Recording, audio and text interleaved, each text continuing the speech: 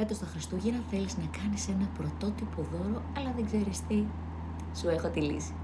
Ουρανοκατέβατο κουτί από Love is Care. Δεν είναι τυχαίο που έχουν κατακλείσει όλα τα φαρμακεία. Τη βρίσκεις παντού. Πάμε να δούμε τι κρύβει η χριστουγεννιάτικη κολεξιόν τους.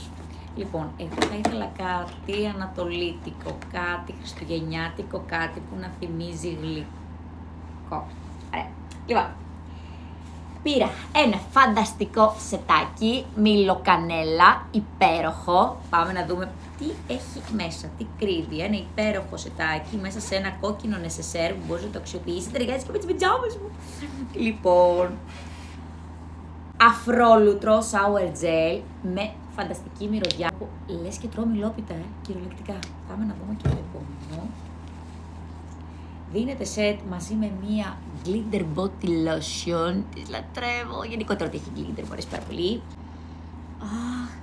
Το άρωμα. Λοιπόν, άλλο να σας το περιγράφω και άλλο να το πάρετε. Θεωρώ το καλύτερο δώρο που μπορείς να κάνεις στο αγαπημένο σου πρόσωπο και όχι μόνο να σας θυμάται, αλλά και να σας μυρίζει. Καλά Χριστούγεννα!